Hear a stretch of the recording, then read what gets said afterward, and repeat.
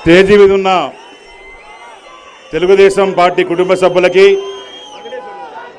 లక్షలాది జనాలుగా తరలి వచ్చిన జనసేనుకులకి, అన్ని కాన్స్టిట్యుయెన్సీస్ వచ్చిన మా అక్క చెల్లెలకి, అన్నదమ్ములకి, ముఖ్యంగా మా కాళాసి నుంచి వచ్చిన మా అక్క చెల్లెల అన్నదమ్ములకి అందరికీ కూడా నేను పాదాభివందనాలు చేసుకుంటున్నాను.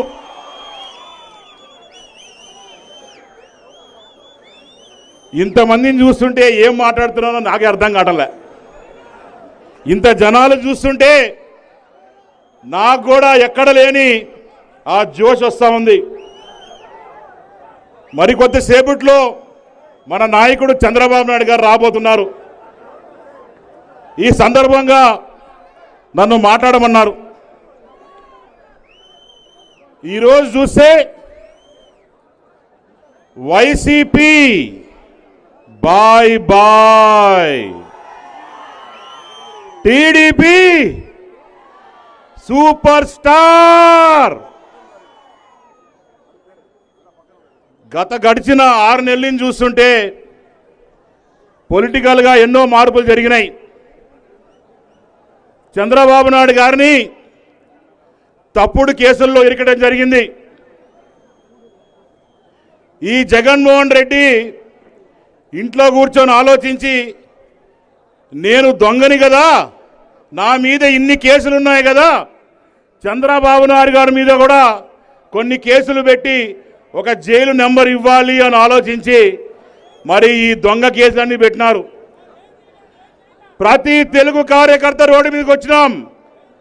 ప్రతి ఒక్కరం కూడా గలం విప్పి మాట్లాడాం. కానీ వైసీపీ నాయకులు పోలీసు వాళ్ళని అడ్డం పెట్టుకొని ప్రతి గలం మీద బూటు కాళ్ళతో కొట్టిన విశేషం చూశాం. నేను ఈ వైసీపీ నాయకులకు ఒక్కడే చెప్పదలుచుకున్నా, ఒక్క 75 రోజులు మీ కౌంట్ డౌన్ స్టార్ట్ అయ్యింది. మళ్ళా 75 రోజుల్లో మా దేవుడు చంద్రబాబు నాయుడు గారు రాబోతున్నారు. పవర్ స్టార్ పవన్ కళ్యాణ్ తో పవర్ గా రాబోతున్నాం. ఈ తెలుగుదేశం కార్యకర్తల్ని ఎవరు ఆపలేరు.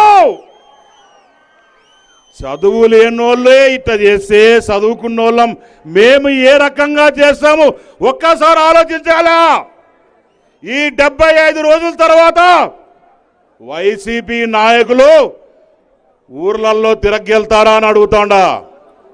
లోకేష్ అన్న చెప్పినాడు ఎర్ర బుక్ పెట్టినాడని. నేను ఎర్ర ల్యాప్టాప్ పెట్టినా. ఎందుకంటే కాళాసిరిలో మాకు దరిద్రుడు ఉన్నాడు, వాడి పేరే మధుసూదన్ రెడ్డి. ఈరోజు చూస్తే మీకు అందరికి ఒక మాట చెప్తా, దయచేసి అందరు ఇక్కడ ఉండే ప్రజలందరూ కూడా చేతులు లేపి నేను చెప్పిన తర్వాత గోవిందా గోవిందా అని చెప్పాలా. మొత్తం ఏపీలో ఓట్లు అంగన్వాడీ వర్కర్లు, ఆశా వర్కర్లు, గవర్నమెంట్ ఎంప్లాయీలు,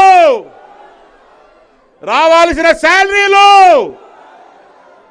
ఆఖరికి జగన్మోహన్ రెడ్డి ఎమ్మెల్యేలు కూడా గోవిందా గోవిందా. ఎక్కడ లేకుండా బాయా ఈ పరిస్థితి. ఈరోజు నాకు కొద్దిగా బాధాకరంగా ఉంది.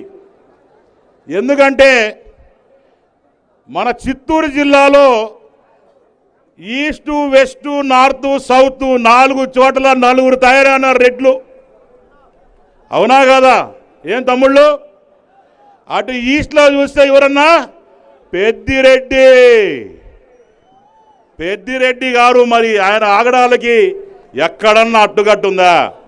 ఆయన ఇటు చూస్తే పని కావాలా, అటు చూస్తే ఆయన్ని మార్చేయాలా. ఆఖరికి మరి ఇటు వస్తే మా బాణన్న కాన్స్టిట్యున్సీలో ఒకరు ఉన్నారు. వైసీపీలో జాయిన్ అన్నప్పుడు కాటన చీర కట్టుకునేది, ఇప్పుడు వెంకటగిరి వెండి చీర కట్టుకుంటా ఉంది. ఎవరన్నా ఆవిడ? ఎవరన్నా? రోజా. మరి ఆ పక్కన చూస్తే నానన్న కాన్స్టిట్యున్సీలో ఎవరన్నా ఉండేది? ఎవరన్నా చెవిరెడ్డి గారు, ఆయన గురించి చెప్పాల్సిన అవసరం లేదు, మీకే తెలుసు. ఇక ముఖ్యంగా జిల్లాలో అతిపెద్ద డాన్, అతిపెద్ద జోకర్, అతిపెద్ద బడా చోర్ ఎవరన్నా మధుసూదన్ రెడ్డి. ఈయనకి ఎక్కడ కూడా అవకతవకాలు ఉండవు. శాండ్ నాదే, ల్యాండ్ నాదే, గుడి మీద నాదే, గుడిలో లింగం కూడా నాదే. ఆయనకు అద్భుతమైన కాన్సెప్ట్ ఉందన్న. ఇదేంటంటే దేవుడి ఉండిలా, దేవుడి ఉండిలో వేసే డబ్బులు మాత్రమే దేవుడివి, మిగతాదంతా మధుసూదన్ రెడ్డి డబ్బులు. ఈ రకంగా చూసా పోతే ఏ రకంగా మరి మన ప్రభుత్వం తయారైందో, ఈ జగన్మోహన్ రెడ్డి చేసే పాలన ఎలా ఉందో చూస్తూ ఉన్నాం. నేను రెండే మాట్లాడదలుచుకున్నా ఈ ప్రభుత్వాన్ని. రైతులకి ఏం చేసావని అడుగుతున్నా, యువతకి ఏం చేసావని అడుగుతున్నా. జాబ్ క్యాలెండర్ వచ్చిందా అన్న? ఆ రోజు బాబు వస్తే జాబ్ వస్తుంది అన్నాం, మేము మాట మీద ఉన్నాం. ఆ రోజు బాబు గారు వచ్చారు, జాబులు వచ్చాయి. నేను ఈ సభ సాక్షిగా చెప్తున్నా, వచ్చే 75 రోజుల్లో మనం మళ్ళా వచ్చిన తర్వాత మళ్ళా జాబ్ క్యాలెండర్ మొదట రిలీజ్ చేస్తామని చెప్పి చెప్తా ఉన్నాం. శ్రీకాళహస్తిలో అనేకమైన ఫ్యాక్టరీలు తెచ్చాం.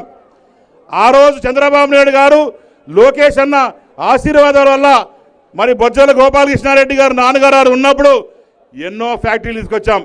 ఆ ఫ్యాక్టరీలన్నీ తీసుకొచ్చింది ఎంప్లాయ్మెంట్ కోసం కాదంట, మధుసూదన్ రెడ్డి జోబు నింపదానికంట అని చెప్పి మరి చెప్పుకుంటా ఉన్నారు.